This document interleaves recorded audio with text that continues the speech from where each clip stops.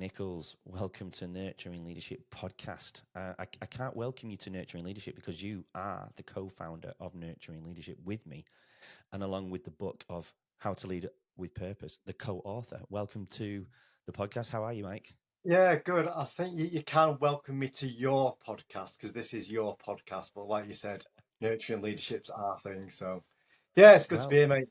Yeah. good job. So, we always ask the question, how are we? And I think it's a good way to start. And people do pass off that question, how are we? You all right? You okay? As they say here in Australia, g'day. Um, we always just pass it off and move on because people don't want to really talk about how they're feeling, maybe. But how are you Yeah, today? and that's a great point, mate, because like you said, we're all caught up in our own little lives. And when Hmm. someone does ask the question, how you doing? It's like a throwaway comment. But today, honestly, it's sunny outside. I'm in my own space. My wife and son are out. Yeah. And I'm here now with you doing this podcast, which I'm Yeah. excited about, but also a little bit nervous Me because too. I'm introverted. So I like my own company. I'm not one to get myself out there, really. But yeah, it's great to be here with you, mate. But it's so interesting that you say you're introverted, and I do see that more as I've got to know you in this professional sense and partner sense. Yeah. But before I moved to Australia, all I ever knew you was this the basketball journey, and you can't. I don't know you. I don't know if you can be introverted basketball player. Maybe you can, but the level you've played at, how could you have been introverted? Because you were probably one of the best defensive guards in England at one point. So how can you be introverted and be that type of basketball player? Do you know what? I've spent some time thinking about that. And what I've realised is off the court, I'm a different Yeah. person. And on the Yeah. court, I'm quite creative. I was a creative player. Yeah. And just allowing that space and time to be creative allowed me to communicate. So I Yeah. didn't have to be an extroverted basketball player to be a good player. It was the introverted Mike off the court became this creative player on the court. So I let my play do my talking for me, so to speak. I was So about to yeah, say, is that typical cliche statement, isn't it? You let the basketball do the talking. cliche as it sounds, but it's true, and I think that Yeah. might be applicable to other introverts as well. I know introverts in basketball, and Yeah. once on the court, they're great players. They're more vocal as well as I was because there's Yeah. a sense of purpose, and we'll talk about purpose later. But on the Yeah. court, there's a purpose in terms of communication and movement and teamwork. So yeah, it all kind of came together on the court. Yeah, no, it certainly did, and that's where I suppose we're on the topic, and I wasn't going to start there, but we are on the top of it. But that's really how we met, was on the basketball court Yeah, as opponents, wasn't it? And it was only a local Manchester league. It yeah, was probably higher than a normal domestic basketball centre, but it was in the what we call the Manchester League. So you still travel, but it wasn't yeah. National League as such. And I met you playing for Bury, and I was playing for the Stockport Atlas Yeah, team, I believe that's I was right. playing with at the time. And Yeah, what's the one thing that I always remind you of there? yeah. Remind I me. Go don't. on. It's something So, about crossover or something. yeah, I massively crossed you over, and I don't know how I did that because I've never done that in my life before. And I crossed you over, So it was a and I went mistake. by you, and I was like, "How did that happen?" I knew Mike was one of the best defensive guys in the league, and somehow I crossed you over, and then thought, you know what, I better pull up here for a jump shot rather than taking it in because I will mess this up. So I pulled a jump shot and scored it and ran back really proud of myself, and that was probably the only Good. thing that I ever I did love it. against you. But still, We all have those moments. It's great. The great memories. Great memories. yeah. So, and then as we went on from those, I don't know how the bit where we got closer is still quite grey for me. I don't know how we got closer considering we live 40 minutes away. In England, 40 minutes is really far. And for those that Yes. don't know us, I am living in Manchester. Sorry, I'm living in an hour and a half southwest of Melbourne, Australia now. So along the surf coast. And we speak more than we probably did when I was living there. You're right. Um, Yeah. but it was such I a grey area of how we got closer, and I don't know how we got closer, if I'm honest. I've got a memory because you'd taken up a coaching role with Stockport, Yeah, and I I did. think you asked me to come and help you. Yeah, but we were So, close before that in order for me to do that, though. right. No? Oh, So I that's the bit. no. That's the bit where it's grey for me. I don't know. Maybe we've blanked it out for a reason. Yeah, I maybe. don't know. It's the crossover. Yeah. It's just part of that So, noise. okay. That's a little bit about the journey for us. But yeah, Mike became a bit of my. I asked him to come and support me. I took a head coaching role before I moved over here to be an assistant coach for a pro club here in Melbourne called Eltham Wildcats. But going back to the Stockport, I asked Mike to come down to a few sessions. I was trying to twist his arm to be my assistant so I could feel That's right. more secure, That's because I right. was insecure as a head coach. You know, my head coach was getting, I think he got diagnosed with cancer because I'd been coaching the under 18s before that and young kids before that. I was then all of a sudden, well, no one else was stepping up to the plate. So that's why I stepped up. I still had years of playing to go, really. Even, you know, I wasn't the best player, but I was the only one who was willing to take the job, and there was no really other coaches around. And I had my coaches badges, you know, I had my Yeah. level 3 and so on, but I was still mentally, I think, a little bit nervous about being a leader. It probably ties in perfect to nurturing leadership. Yeah. But I took a piece of everything I'd already known as a basketball player and all the coaches that I'd come across and put it into my own spin. And, you know, I mentioned it to you quite a lot, like, and that's in our book, but the feel of the game, you know, that's probably why what I bring into the leadership concepts is the feel of the game. And I talk about that quite a lot. Mhm. But I was still very insecure, quite nervous, but I acted like I knew what I was doing. And well, I probably shined through like I didn't to some people. But what they probably didn't realize was, you know, I wanted to support, but no one else was willing to do it. So, you know what I mean? I But think yeah, you part came of down it. to a few sessions, didn't you? And I wanted you to come on full time. Yeah, I think I just studied NLP, which is neuro linguistic programming, at the Yeah, time, and I'd worked with some athletes. And I remember one of the players, Anthony. I think he was yeah, struggling with his confidence at the time as well. So I was spending a bit more time with him. hmm Um, yeah. Because I found him on the courts and I dragged him to the session. He was right. a raw player. Yeah, he was fantastic, built and just Yeah. could play, but needed Yeah. some coaching. Yeah. Yeah. So yeah, I came down to a few sessions, we had those conversations, and I I don't believe that I did take up the assistant coach role though. No, you I think didn't. I was No, helping you you didn't. during the off season and pre-season. Yeah, yeah, that's right. Yeah, and then you took So off. I did. Yeah, I took off halfway through the season. We were top of the league on that season too. So, but moving away from the basketball, obviously the basketball journey between you and myself kind of ended 12 years ago since I moved here. And then we just connected through conversation, kept the conversation going through leadership and venting and life, Yeah, basketball over here, basketball there, your journeys. And then I think we were both going through a similar journey in terms of what we were struggling with mentally, both personally and at work. I went through a difficult time in 2015. You know, I do like, I don't want to say it, but, you know, being bullied, they probably don't feel I was being bullied. But I didn't realize I was being bullied for a while. And then shit hit the fan. And I kind of lost myself. And I think we spoke quite heavily about that. I think you were going on a similar journey as well. Maybe not 2015, but down the track when we both opened up about things. What was it yeah. I for think you? yeah, you're right. It was more work related for me. Um, Mm-hmm. it was just a toxic environment, and I felt pretty helpless in terms of what I could do about it because there are people, that we write their story. Sorry, we've got their stories in the book. People Yep. feel helpless because they're stuck between I need to pay the bills, Mm-hmm. and I want my mental health. I care about myself. So what do I do? Mm-hmm. Um, Well, it does affect you personally eventually, though, doesn't it? oh, it does. It kind of seeps into your life, and then I knew I was becoming a different person around my family. Mm-hmm. I was probably Totally. more moody, more reserved than I am as an introvert. Making It's decisions. called impaired relationships. Right. Okay. So yeah, I just wasn't the person that I knew I should be, or that I deserved to be. So things changed at work.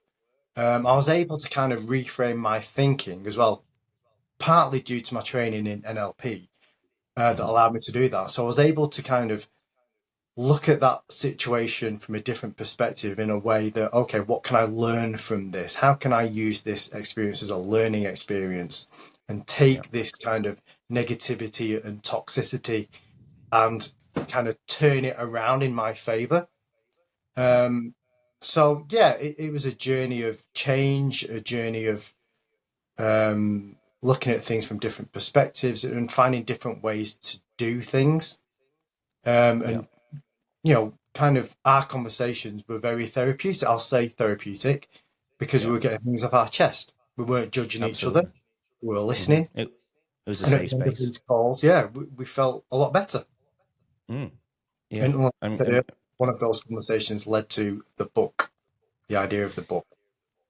yeah, and I think um, I suppose I was on a very similar journey, and on nurturing leadership social media, people who have been following us, you would have seen the victim series, and I Yeah. designed a 10-post series where an impaired relationships is one of those, and that's why I mentioned impaired relationships earlier. But loss of motivation, stress, anxiety, all those type of things. You can go to the social media, and I am going to actually do my next after the next series. I'm going to go through the victim series again Mm. as the podcast progresses. Um, but I did all of those based on my research, but also my authentic feelings of what I went through personally. Um, Yeah. I talk about drugs and alcohol. I mean, that I never went down that track, but it is something that a lot of people go through when they're going through trauma of some Yeah, of kind course. in their life. And that's why I did bring that up, because it's not just about me, it's about the world and how people do react and the potential scenarios people do suffer.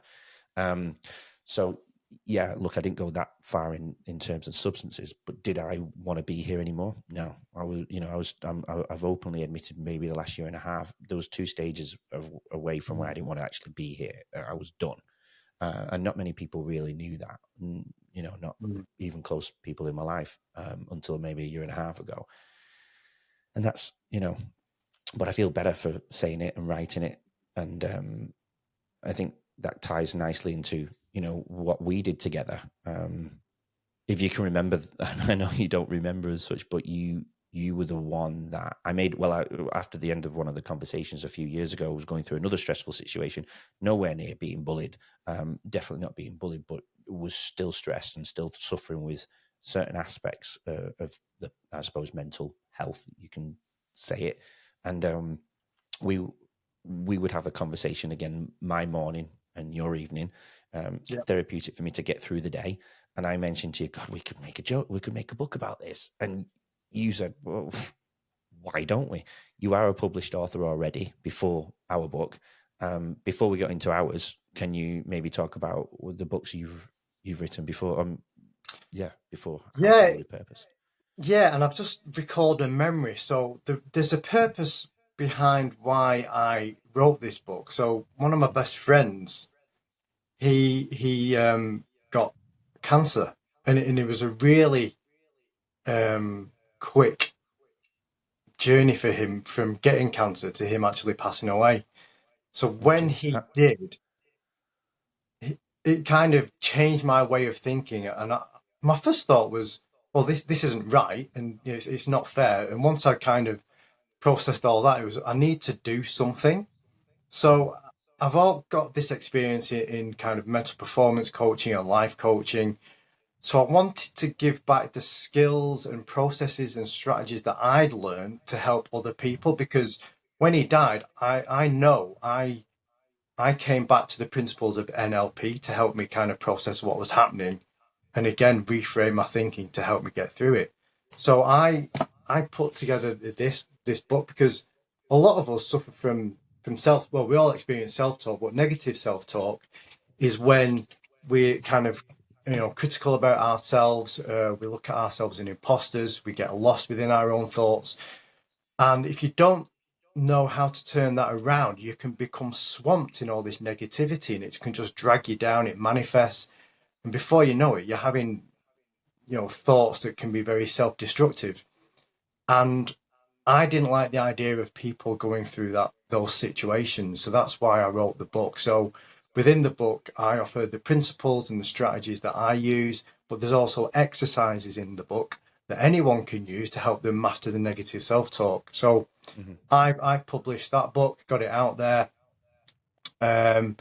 which was more important to me than actually, making a lot of money from this book. Making a lot of money from a book is good, Hmm. but the message is more important than anything else. So I had that experience, and then it was using those strategies that I used from writing that book and bringing it into our book. Yeah, it's Um, beautiful, man. I didn't even know that story about your friend. So right. Yeah. that's yeah. No, I don't recall you ever saying that. So that's beautiful. I love it. Yeah. You know, obviously, sorry for the loss of your friend, but what a great way to turn around a negative scenario. And again, that I suppose that is the same formula for our book, but for different trauma, different scenario, Yeah. right? I guess. Yeah. It's the purpose. The purpose behind the book is to help people, isn't it? There we go. How to Yeah, lead with purpose. Um, yeah, and the concept was, okay, we don't want this just to be another leadership book. There are so many leadership books out there, great mm, leadership books that yeah, share exactly. strategies and um, the different types of leaders, etc. So our approach was, right, let's have like a three part book. So the first part would be, let's introduce the readers to people who are experiencing trauma, who have their own stories that they want to share, Hmm. um, to give the readers an idea of, we're not alone. It's not just me who's going through this, Yeah, which absolutely. leads into the second part of the book, which is about personal development, because it's one thing to read about people struggling, and if you are struggling, but then it's, well, what do I do about it? Okay, well, let's Yeah, look at your personal development and focus on your mental, emotional, physical, and spiritual side, and let's find some alignment. yeah. And then Uh, go on. and before you go into the third chapter, you know, for me, the chapter one where we collected the trauma stories of people being bullied at work or poor teamwork or whatever it may be through their colleagues and their leaders and Yeah. so on.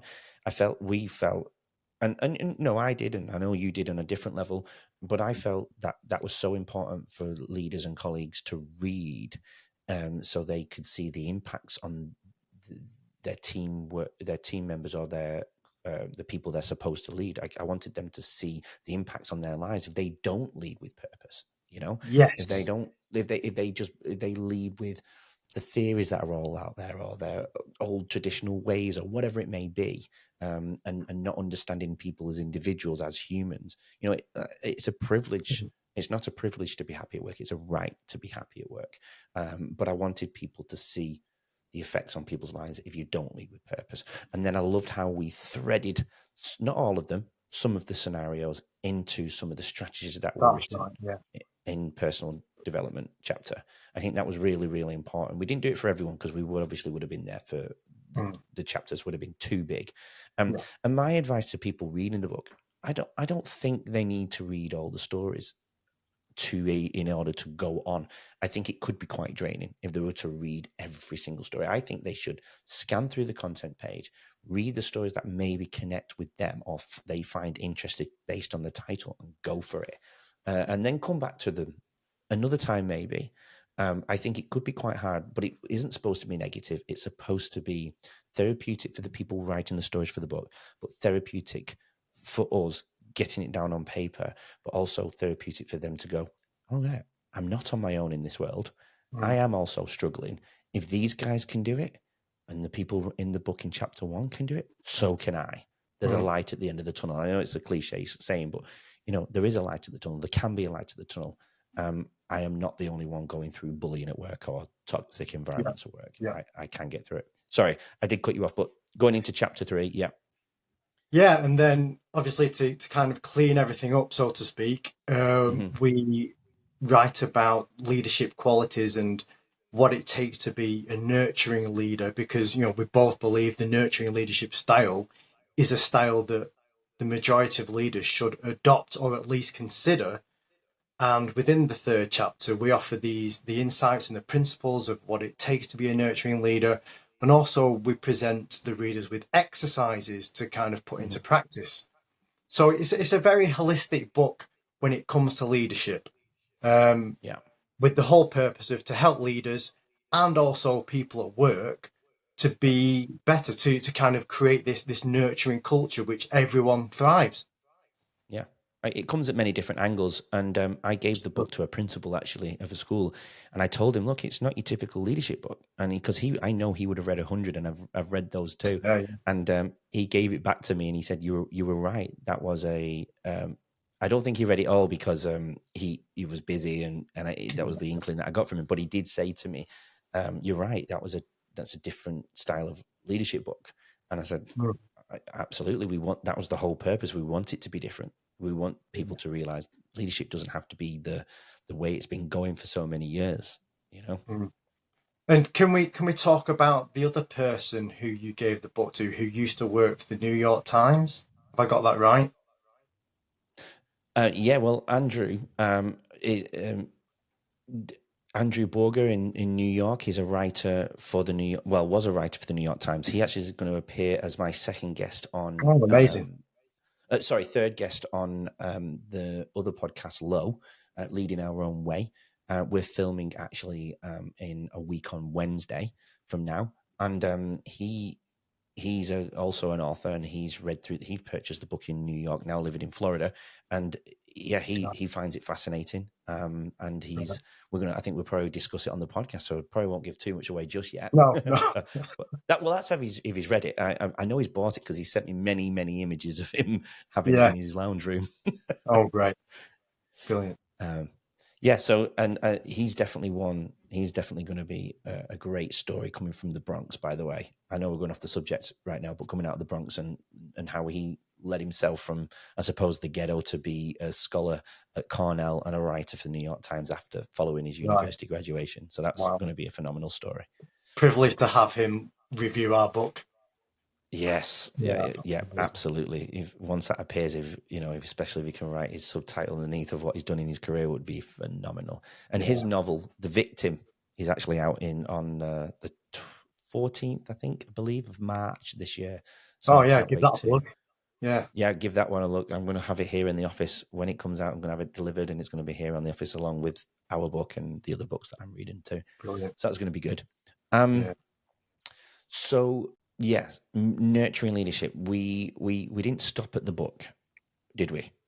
We thought we could take it further to make this a a business and get the message out there Business. Yeah. further. That's the right word. Yeah. Yeah. So we went a little bit further. We created all the social media and stuff like that. I left teaching to become a casual teacher to become more present. And we'll talk about that shortly, I suppose. But to spend more time on it, I'm doing very small, simple steps outside of teaching in order to build it with the book, the podcast, the two podcasts, Nurturing Leadership and Leading Our Own Way, and the creation of a leadership course that I feel I want to take a lot from the guests as well that we will be interviewing. But I've got the modules already aligned, and we're going to be talking about purpose. We're going to be talking about the self at a deep cellular level as well, to the point where we talk about the brain, understanding the neural pathways and understanding ourselves mentally, going into the philosophy a bit deeper, going into the team members and bringing all those nurturing leadership I suppose, values into the course. Hopefully we can go out to the education departments, the health, the sports. And that's where we're taking nurturing leadership. Can we go a little bit deeper with the NLPS Global that you've created? Your website is nlpsglobal.com, isn't it? NLPSglobal.com. Yeah. So I created that because so for the last 10 years, let's say, I've worked on and off with professional athletes in basketball, football, a golfer, and other people just in life who have struggled with their own challenges, let's say. So using the principles of NLP and emotional intelligence that I'm also trained in, I take people through a program where we look at, for example, their values, their beliefs, their communication styles, and we kind of explore where the gaps are, and then we fill those gaps by me asking what I call Socratic questions. So Socratic questions are basically probing questions that allow the person to think differently and maybe think about things that they've not thought of in the past, which can unlock the answers. I believe we all have the answers to our problems. It's just that we're not asking the right questions. So as a coach, I'm able to ask those right questions and help those people move on quickly. So doing that on and off for 10 years or so. Again, I want to kind of move forward and create a business. So NLPS Global, Neuro Linguistic Programming Sports Global, took my work that I'd done with the athletes. So you can access a consultation on my website, which would then lead to the introduction of the program. There's the books that I've written on there. And also I've incorporated the leadership book and a leadership program. So it's kind of, if you're a leader or someone in sports, whether you're an athlete or a coach, then what you might be looking for is on my website. So this is aimed at people who want things to change for the better, who want to gain more control, who want to raise their self-confidence, who want to overcome a slump, for example. If it's someone struggling, then the answers can be found on my website. So that's where I'm at with the website. So I've spent a lot of time putting that together. Hopefully I can attract more people. I'm having conversations with people, in the background to see how I can partner with them. So it's exciting times. Yeah, definitely. And I love how you've brought obviously the passion of the sports world that you've only ever really been involved in, and mixing it with the academic courses you've studied over the last decade or two, and putting it together and making it into a business. Again, what we're doing with Nurturing Leadership, I suppose.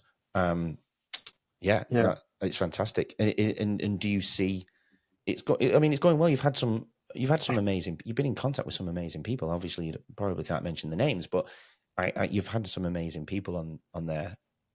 Is that correct? Yeah, I've helped people who have gone on to achieve success in their own sporting life. And what I found, so on reflection so I've just written another book around how to create a winning sports mindset.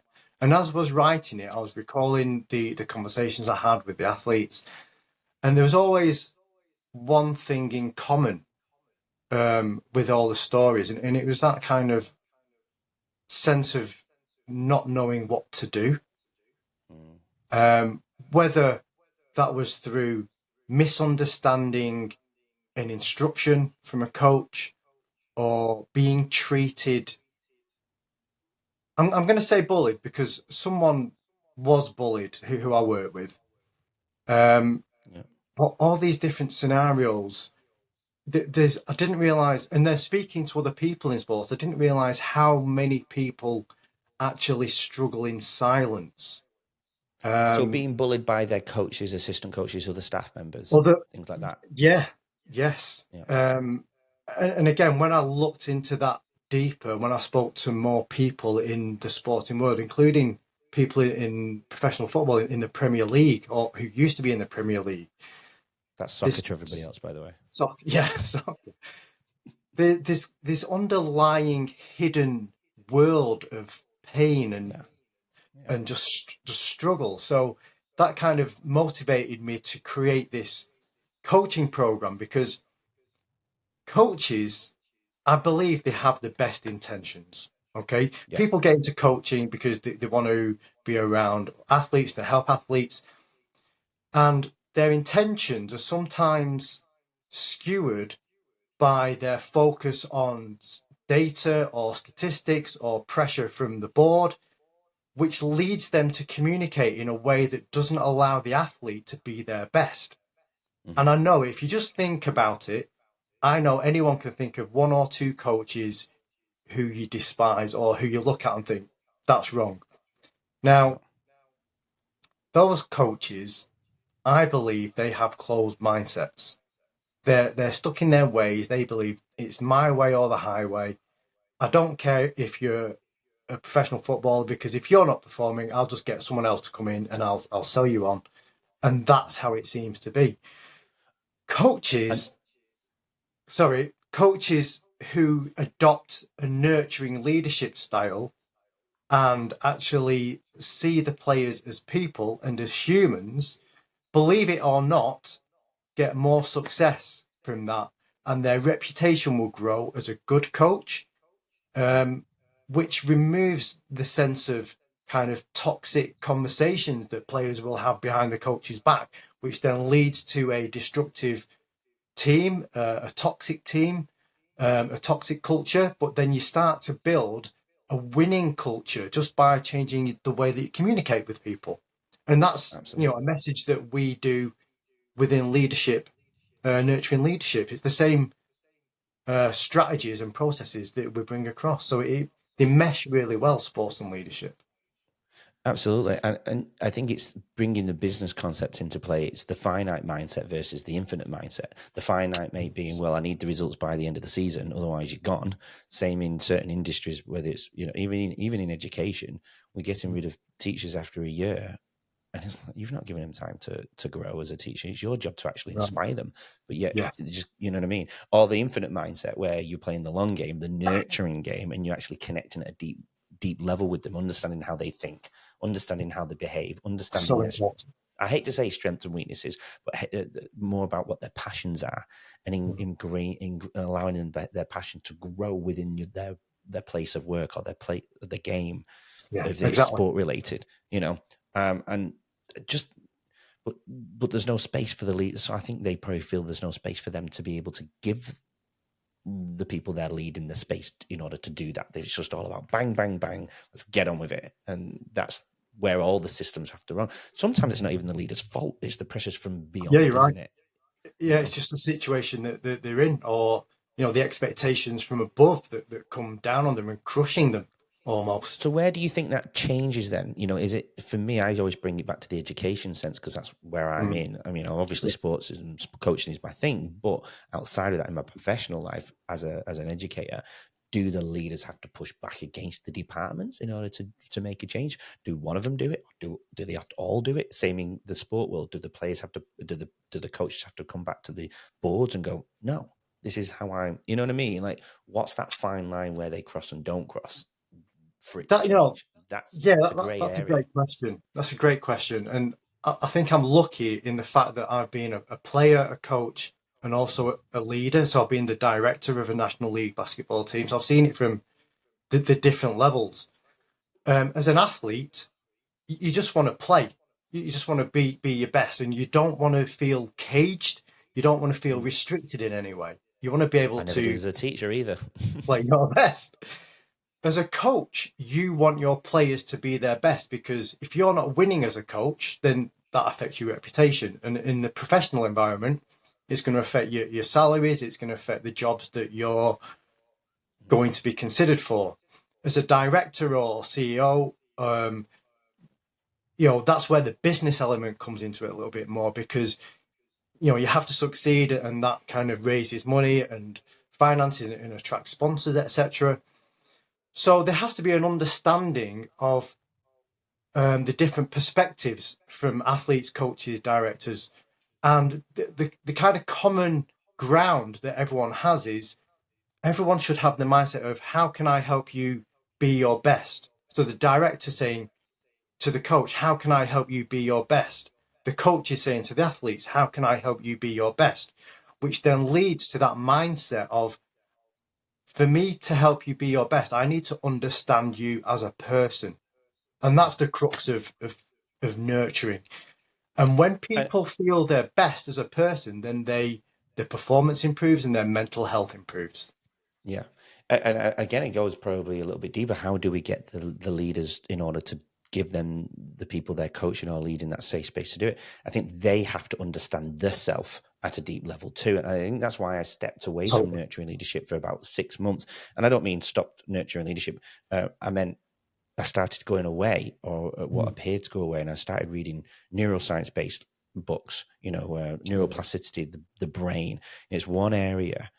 I wanted to work on the self, because if I worked on myself, at a deep level, I could Yes. then be able to give the clearer advice, the clearer points of view, the clear understanding, and hopefully give some sort of advice and points of view of the brain that people don't know about. And if they know how to learn about how they think, what do we call it? Introception, I always get it wrong.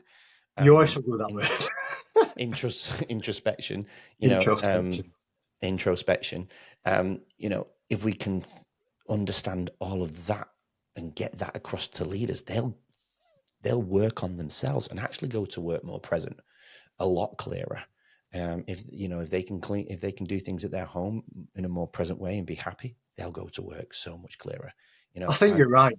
You're right. And there has to be a reason or a purpose for them to consider that approach. So, and that's down to the individual. That they might. I'd like to think, oh yeah, I've got an open mind to learning this because it benefits me as a leader, because it helps me manage stress, and it helps my team grow. And I think that's enough to motivate someone, don't you think?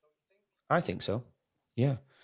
I think so. And I think that's why I'm starting off with I don't actually know which way to go. Do we start off with the self, or do we start off with the purpose? Why do you get up every morning? You've got to understand your purpose, don't you? But do you have to be healthy in order to understand the purpose?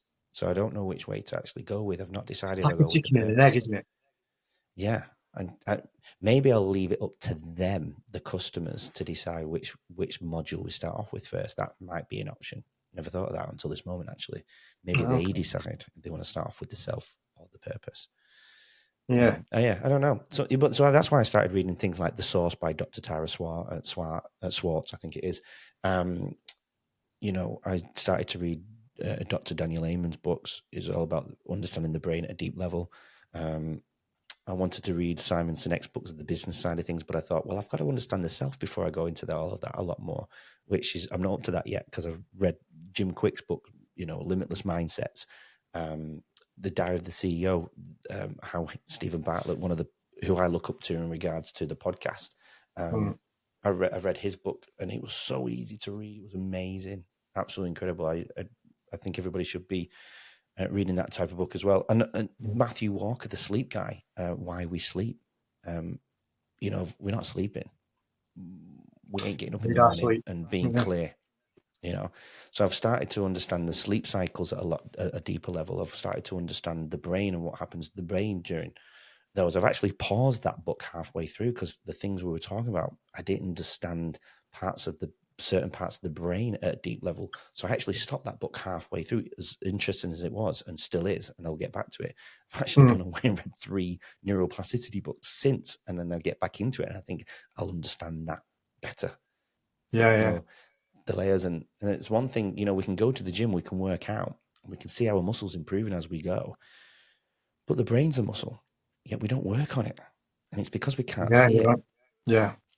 So what I know you've been on a bit of a journey as well, because I've been reading your Substack articles, but I've been on it for maybe a year. I was suffering with anxiety, and I used to look at people with anxiety as weak until I experienced it myself and realized it's not weak. And I was pretty strong and confident. And I think that came from the bullying. I became very anxious, paranoid, and worried about what people would think. I would actually not sleep if I thought I'd upset somebody. It really came to that point.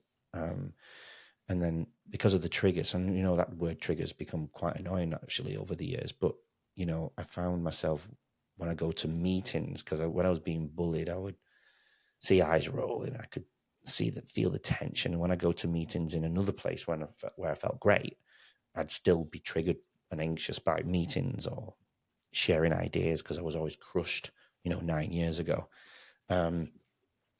So then I really struggled with giving ideas because I felt insecure about it. And so I read an article, Daily Mail of all places, about a guy suffering with anxiety and to a point where he couldn't go outside. Now, I wasn't at that point, but I was definitely struggling with some form of anxiety where I'd sweat. And I'm being open now. I would sweat. And I remember you saying, Yeah, I'd go to the toilet like 8-9 times in the day. And I don't know if people knew, but I tried to hide it.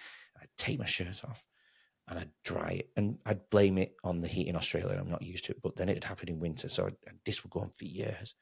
And I'd dry my shirt under the air blower and then go back, and it'd reset and I'd go back to the toilet and I would do it Yeah. over Yeah. and over and over again. And I don't know how I did it for so long, if I'm honest, but I struggled. I couldn't look at the camera that because I felt insecure looking at the camera, but just being open and honest by it, you know, and I would struggle with the anxiety. And I read a guy doing cold showers. So I just started doing cold showers quietly, and it would do 10 seconds. I'd struggle. I was like, no, if this guy can do it, I need to do this long term. So I build up 10 seconds, 20 seconds, weeks, months, build up to 5 minutes. And I found myself doing 8, 9 minutes. And I honestly felt a change. I'd reflect in the day and go, oh, that would have bothered me 6 months ago, I reckon. You know, Right. me So it saying to changed your someone, thinking.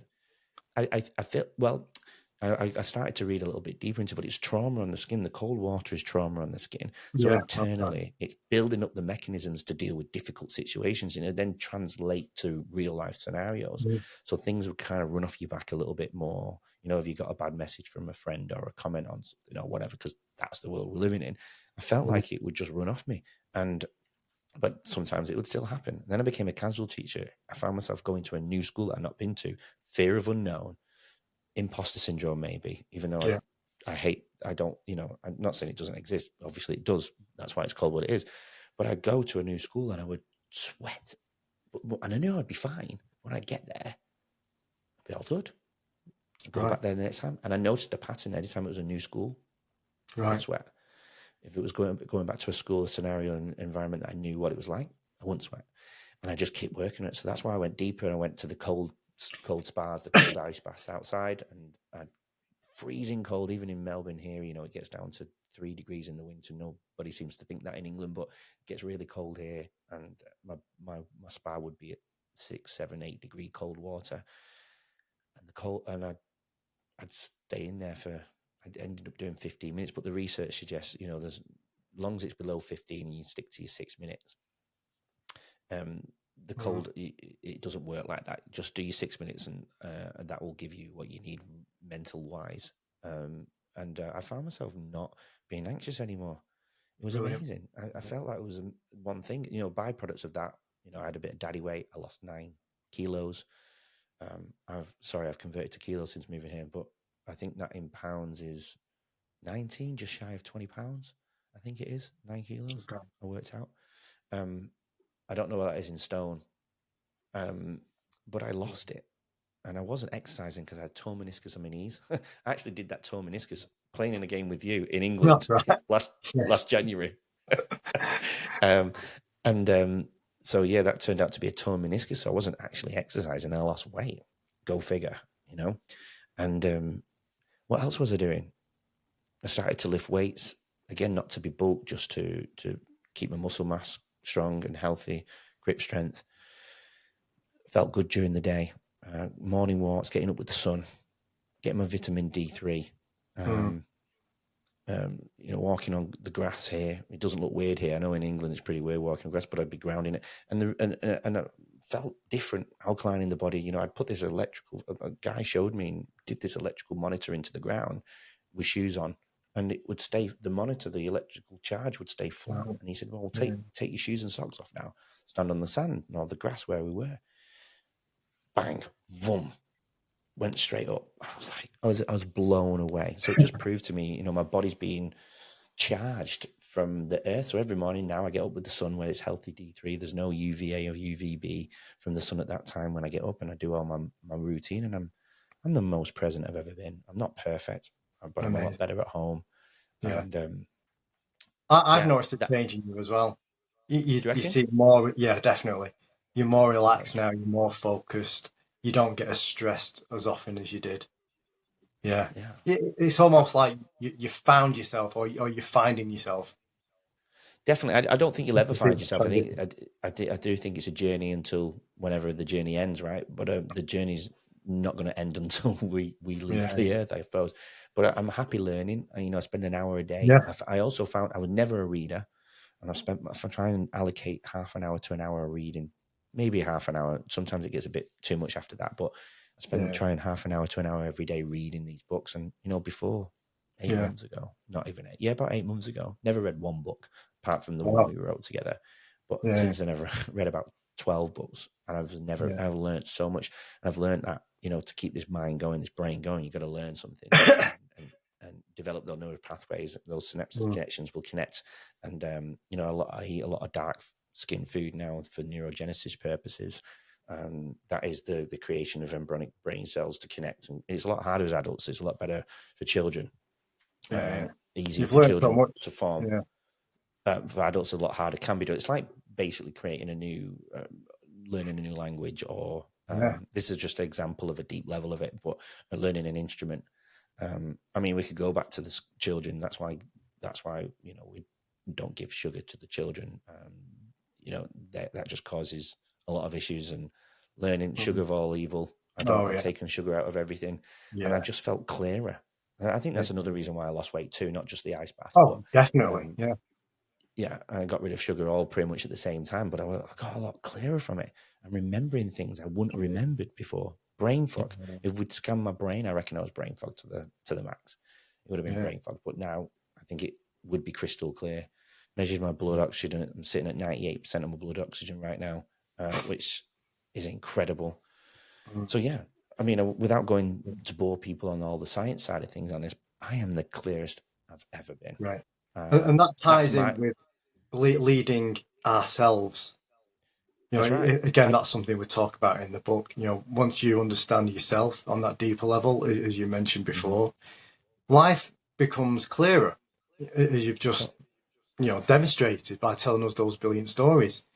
It's look at yourself. What do I need to change? And then, let the great things happen. And that's why it needs to be in the leadership course. And I don't know, I've done a lot of leadership courses, and they've never ever spoken about the self. All they've ever done is talk about the theories of what comes with the strategies, and never the strategies. And for me, I don't think leadership is necessarily about the strategies. I think everything else has to come first, and that's when that can come into play. And you're right. And I'd like to think that our approach now, because it is unique, it's new, it might put some people off. It might, because people get defensive when they don't understand something, or they're dismissive. But hopefully through this podcast and through the book, we're raising awareness that actually this approach works. We've got the science to prove that it works. Now, it's up to you. If you want to follow us, great. If you don't, then we'll leave you to it. We're not going to force this upon you. No, of course not. So, we'll it's attract great the right people to come this way, for sure. Yeah, definitely. Because we want to change things for the right reasons, and we want to help people change things for the right reasons, because our intent comes from experience of what it's like to be around people who aren't doing things for the right reasons. So flip that around, put a positive spin on it. This is who we are. This is what we're presenting. It's new. It's unique. Have a look at it at least. Consider it at least. Then make a decision. Yeah, absolutely. And that's I think going back to chapter 1, we talk about leaders a lot, but all these things will come in. I want to create a program for the victims too, and I had a great name, and I should have wrote it down. I've forgotten it, but I want to create a course for the victims side of things too. I don't want to forget about them, because I was one. You were one. Yeah. I want to connect with those guys, and this work on the self will also help the victim to be stronger within themselves. So it covers all bases. Is my view.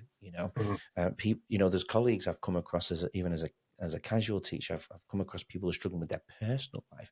The workplace might come into it. I don't know. They've never really opened up to me, but I can see it a mile off. And even just talking about this type of thing will help them be able to come to work and be stronger as well. Whether they've got a poor leader, whether they've got an amazing, inspiring leader, which there are some out there, of course, that's another series I want to create as well. I want to share some positive stories from leaders on the Nurturing Leadership podcast. I think that would be incredible to share. Obviously, leading our own way is a different side of things. Maybe not the leadership themselves. It's more about how they've led their own way. It's an individual trauma journey from trauma to how they change that middle part of that. Yeah, sure. How they push themselves into that positive part of their journey. Yeah, and just thinking about talking, especially in sports, there's a lot of kind of articles and conversations and reports that talking about your struggles is half the battle, and it's something that it needs to be emphasized a lot more, and especially in leadership and work.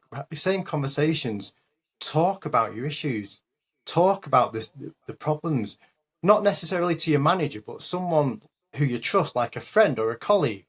But talking about your challenges is literally half the battle. The other half is doing what you're going to do about it. What can I do about it? And then actually taking action. So yeah, I mean, if the viewers of this podcast can take one thing away from this is if you are in a place of pain or you're struggling, talk to someone. Please talk to someone. But imagine from the top end, imagine you had that inspiring leader, that nurturing leader that you could actually go into the office, feel safe to have an open conversation. That'd be ideal. Well, that's what I'm saying. So that's why it has to come from, that's why I think nurturing leadership can come from every angle. Yes. Side, above, below. It's all relative, right? And again, it goes back to that the point of saying, I think I put in the links, it's a right to go to work happy, not a privilege. I think most think it's a privilege to be happy at work. Hell no. And that's why I'm most present being a casual teacher too. Whilst we build this business up, I'm the most present. I get to go and do my thing, make those kids feel that they connect with me as their actual teacher, and then go home, and I don't have to stress over the extra things that unfortunately the teachers have to struggle with. And I feel so sorry for them because they're amazing, absolutely amazing people, and they're struggling with the burnout of what the department demands of them, outside of teaching. Yeah, there needs to be changes, definitely. Yeah, and that's not just education; that's everything, health and so on.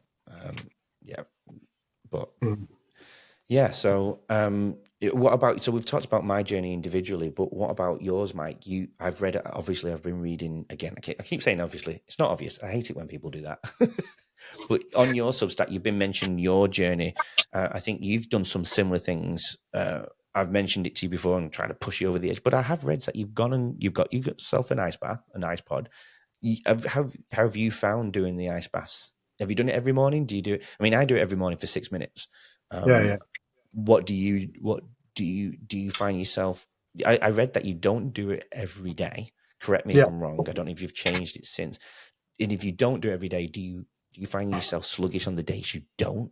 Like I didn't do it the other day for 2 days because I was quite ill actually, and apart from the illness, I felt sluggish though. In terms of mental clarity, I didn't feel clear. You go on for it. Tell me about it. So in the UK there was a program on BBC around Wim Hof, and it was like a celebrity program where there was some celebrities that would meet him in I can't remember, was it Norway? I think it was. Yeah. And so they do different challenges with the aim for them to kind of achieve something at the end of it, and a lot of it was immersing into cold water and ice water. And then I started reading around, the purpose of this and the kind of benefits, how it affects the body. And I thought, well, yeah, that's something that I can relate to as an athlete and someone of my age. I want to look after my health a little bit more. So it kind of made sense. So I found myself an ice pod. So I put it in my back garden and sat in it. Like you said earlier, it shocks your body. But sorry, I missed a bit. Prior to that, I started having cold showers just to see how it was. So I'd have a warm shower. I'd just whack it onto cold, go under it, perfect. Shiver, and then your body gets used to it. It really does, yeah. And you've got to shiver your way out of it as well. You've got to allow the shiver, your body to come through. Warming up with a warm shower afterwards is not the way to go. Apparently, the science that suggests. No, so then with the ice pods, I used to go in it quite frequently, but now I feel I only need to go in it when I need a boost for whatever reason. So sometimes I'll come home from like a day at work and I'll jump in it, or sometimes in the morning I'll go in it. Sometimes before a basketball game, I'll go into it. So I think you get more out of the game when you've boosted it like that with the cold. It definitely stimulates the body. I think it wakes me up. Well, that's right. Yeah, I go to the hot at night. So I can go into a deeper sleep. I do a hot shower before bed or a hot spa. I wouldn't. For me, I wouldn't do the cold at night because you want the body to relax. That's what. So I see the benefits of having the ice pod, but I've adapted to using it when I feel I need to use it rather than it being Yeah. a constant. So that's go on. And no, if that works for you, right? That's perfect. That's what it's supposed to do. Whatever your works for you is what you got to go with. So, other than ice pods, what else have you found? Have you been doing the breath work with it or separately? I do So breath work inside the ice pod. Do you yeah, do breath I work mean, with it? Or? yeah, it helps you focus. It helps the time pass quicker. Mhm. So I do what I was introduced to this by a friend called box breathing. So you Yep. breathe in for 4, hold it for 4, exhale Yep. for 4, hold for 4, and then repeat. So Yep. yeah, I find that helps me focus more when I'm doing that. Yep. I Yeah, do that one as well with the full right. 7-8, where I breathe in for 4, hold for 7, and exhale for 8. Um, Mm. yeah. Yeah, it's really good for Sometimes the Wim focusing the Hof mind. one as well. Yeah. Yeah, Yeah. Absolutely. yeah. We don't obviously need to go deep into that because people might not be into That'll be breath another work. podcast. Yeah, That'll be another podcast. Yes, that's that'll right. be another podcast. So other than breathing and ice pods, what else do you do to stay clear for the day and be present with the family and so on? Yeah, well, one of the other things I do for myself is I've started fasting. So I was speaking Yeah. to a friend around, we were talking about health, and he said, "Oh, you need to watch this Netflix documentary about two brothers in Australia who go on this fasting journey. Hmm. Um, they go on I think it's a 40-day fast where they're just drinking water and juice. So that kind of raised my curiosity around, the benefits of fasting. Did some research in the types of fasting you can do. So, for example, a 5-2 fasting or a 16-8.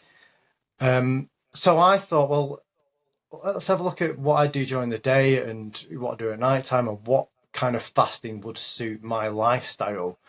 And I Hmm. ended up going for the 16-8, which so you don't eat for 16 hours and then you've got an 8-hour window.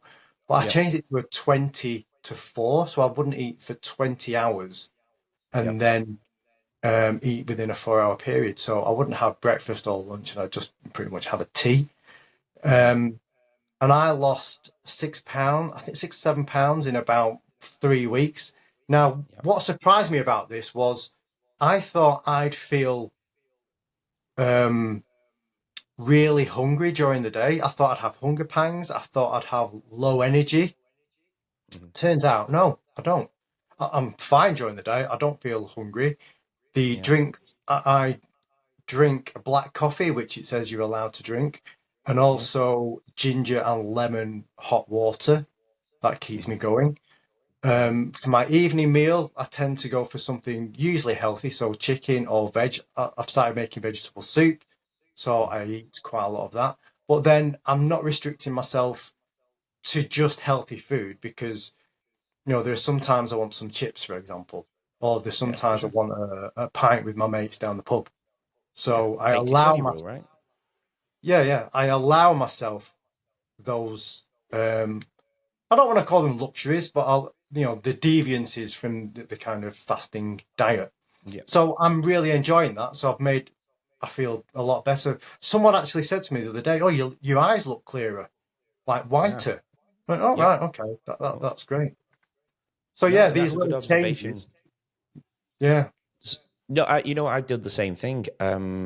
March, nearly 2 years ago, I had my gallbladder removed, and since well, moving to Australia, I've always eaten pretty well. Whole foods, that's what we have here in the house is whole foods for the kids and so on. And but at night, I did full on eat chocolate bars like this. I think I definitely did that when I was being quite down, but I probably carried on that habit. Growing up in yeah, England, that's pretty much what you have most of the time as well. Pretty English diet, I suppose. You eat crap at night, and I would eat bars of chocolate like that size every oh, night, packet of crisps comfort every food. night. Yeah, Yeah, comfort food.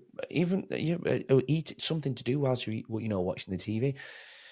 Gallbladder out. The doctor said there's no real research into why, but the people who tend to have the gallbladders out who have a really poor diet or drink a lot of alcohol. Well, that wasn't me. Apart from the chocolate, other than the chocolate and crisps, I'd eat really good whole foods.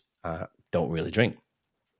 Well, since moving to Australia, I've not had really much, many people to drink with and so on. So it's not that I turn around and say, no, I don't drink. I don't really just come home and have a beer or a whiskey. It's just never really been me. yeah, Have to have a bunch of people to drink with, and to socialize with. For my 40th, I did. For Christmas last year, I did. Other than that, can't say I really drank. Yeah. So, I found myself when I got rid of the chocolate and the crisp at night, I've never eaten breakfast.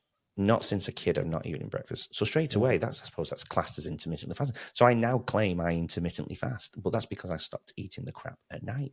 Right. And so I don't do that to lose weight. I do that to be clearer and for longevity purposes. The cleansing of the cleansing of the cells, the regenerative purposes of the cells at a deep level, to kill off the weak cells. I fast for 19. Well, I don't do it on purpose, but again, when we have dinner, I don't eat in the dark. I eat 3 hours at least before going to bed. So melatonin doesn't clash with the spikes, the glucose spikes of the food going in the system. That would clash otherwise, and again doesn't help the deep sleep and the REM zones. So then I found myself. So after, let's say 6 o'clock, we eat. Then I won't eat till school lunches around 1:30, depending where you are. Pretty much 1:30. So straight away, it's a 19-5 split. So, and then I eat dinner, and then it repeats itself. Have a movie night Friday. I started to get the chocolate out again, and on a Friday night, I just try and stick to myself just doing that on a Friday now when we have movie night. But I definitely feel when I have it, oh man, I could have it the next day. It's so addictive. That sugar, I've realized how it's highlighted in my brain and my life that when I have sugar, it's addictive. I've never got the soft drinks in the fridge, thank God. But yeah, I've just realized how the sugar just clogs the brain. Yeah, sugar's the enemy. Sugar's the enemy. Stay away. It really is. As Gary Brecker says, the human biologist, he's the root of all evil. And I'm not religious, but it's the root of all. And as a teacher, I see it every day. These kids eat sugar and folic acid sprayed everywhere on the bread and the cereals and so on. And they wonder why kids can't focus. Yet we're giving these kids medication to stop, to calm them down. But we just need to get rid of some of the stuff that's on the foods and give them whole foods. And you'll see a difference after 72 hours. You won't need to give them things that could potentially be, punishing the neural pathways. Again, I don't know why we're going on that side of things, because a lot of people don't agree with that. But the research, and it's not just one literature book that I've read on that; it's 5 or 6, all saying the same things differently, and they've not had a connection with each other as authors or scientists. So it's fascinating. But I see it. I go to all the schools and I see all that sugar, and it's just crazy. It's mental what I see in the lunchboxes and as parents, but it's a shame for the work, isn't it? When they grow up, though, they're going to be the leaders of the future, and boom, that's where nurture and leadership comes into play again. Sorry, what were you going to say as parents? Yeah, well, as parents, we're leaders in that respect, and it's what we choose to give our children. It makes a difference on their lives, and we've made a conscious effort to feed our lad. He's 9 now. He has a lot of healthy food, a lot of greens, and he's a healthy lad. No problems with sleeping. He plays sports. He's very social. So it's food is one of those things that you have to consider about the impact what it has on your body and your mind, and make your changes. Totally. Yeah, absolutely. And there's other things to factor. Again, we won't go into the science of it, is some people don't believe it, but there's deficiencies in the bodies that people are not even aware of. And if people are aware of the deficiency in the bodies, that a lot of people are not aware of the deficiency. That's what Gary Brecker talks about as well, isn't it? Yeah. And I won't go deep into it because a lot of people won't understand it. But MTHFR, a gene mutation, COMT, I think it's COMT, where people become anxious because if they've got that gene mutation, I don't mean you looking big and growing into a green monster, but if they've got the gene mutation that they're not aware of, and they're putting food into their bodies that are sprayed with folic acid, for example, blah blah blah. That's coming out as a heavy mind, a mind racing, and a brain that's calm, and they're not regulated, and then this is what the foods are doing to them. It goes to the leaders, it goes to the colleagues, it goes to the people at work, it goes to the children at schools. If we can teach that, I think we'll have a more rounded community, communities and healthy communities and clearer minds. And obviously, social media doesn't help in the mix of all of that. But again, that's probably another podcast, isn't it? Yeah, definitely. Put it on the list. Put it on the list, and we've got a lot. Hopefully, a lot. Hopefully, we don't run out of content to Yeah. talk about. So okay. Well, we've spoken about your journey, my journey, and our friendship, and our individual journeys, and I think we've summed up why nurturing leadership is there, and it all stems from this. What we has been a year. It was until the point of printing. This book took a year from the point of the conversation of the joke of making a book to it being published was maybe a year and a half, I believe, if I count my months something correctly, around that. 19 months. Just quickly before we do end the episode, I think it's funny to tell people that this book was not originally called How to Lead with Purpose, was it? I remember the title it was. It had a swear word in it. I remember that. No, it didn't. No, it didn't. No, you originally before that maybe, but the one we went with for a long time under Leadership Exposed. Did you remember the social media was called Leader Exposed before it came Nurturing Leadership? The book was called How Not to Lead and negatively influence people. That's right. Yeah. Yeah. The word "not" was in brackets, and the word "negatively" was in brackets. So the idea here in that title, we could read it two ways: how to lead and influence people, or with the brackets being read, how not to lead and negatively influence. That's people. right. Yeah. And then I think I spoke to some people in our book writing group, and they said, "No, keep it as a positive spin, because people are more attracted to the positive titles rather than the negative titles." So, that's right.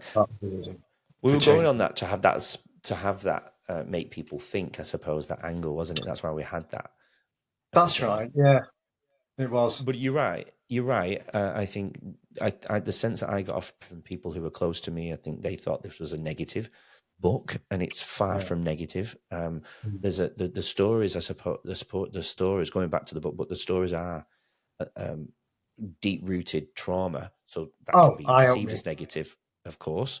But we wanted that in there because we wanted a therapeutic process for everybody involved. So that's why those stories are in there. Not to shame anybody, not to put anybody down, just to be therapeutic for everybody to read them. We've been very careful to remove names and places, so they're very ambiguous. Yeah, because they, the other people on the other side of that story do have their side of the story too, which might be very, very valid. We want to make that very, very clear.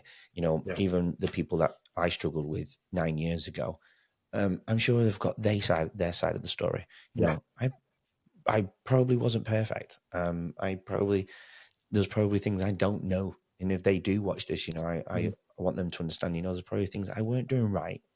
But all it needed was some good conversation, good, positive, open conversation. And to share. But, some of the things that they went to destroy my soul, to destroy my heart on a daily basis was something that did work. And I was a very confident person before that, So, yeah. Anyway, until let's pull the episode to the end, Mike. I think it's been a good conversation. I hope people have got a more of an understanding of where nurturing leadership and how to lead with purpose, where it's come from, and it's come from. I believe it's come from our hearts, and we want the message to be strong. I'm sure you agree. Yes, I agree. You definitely agrees with the purpose of our book. Yeah. But go out there. If you're not going to buy the book, please follow our journey and subscribe to us. We want to get out there and reach more people. I guarantee everyone who comes across us will know at least 2 or 3 people who are either struggling with workplace bullying, struggling at work as a mental load, or struggling at home personally, or have people who are becoming leaders, or who are experienced leaders who could be impacting people's lives both positively and negatively. So, get people hopefully to subscribe, follow us on the other Apple and Spotify as well. Subscribe at YouTube and help us reach more and more people. I used to hate it when people used to say that on podcasts, but I don't understand why. We've got to share the message. Got to share that message because we don't. Because our message, it's an important message. It's an important message that we're sharing. It is an important message, but we don't have any money to market right now. So all those organic reaches and shares and likes and so on. Not even likes, just shares and subscribes really help us, and being played helps us get out there more. So, Mike, it's been a pleasure. It's nice to see you, mate. See you as well, and both of us talk about it together. So that's awesome. I think we have to do it again sometime soon in the future. Look forward to the next series, which is going to be the neuroscience-based leadership concepts, and then we're going to go on to the victim series as well here at Nurturing Leadership. And the rest of January, we're filming for Leading Our Own Way, with at least 6 guests in January being filmed, and hopefully a few in February. And we'll pull up that season 1, and I'll be releasing them once a week. And hopefully you guys get to enjoy those inspiring stories from Lo.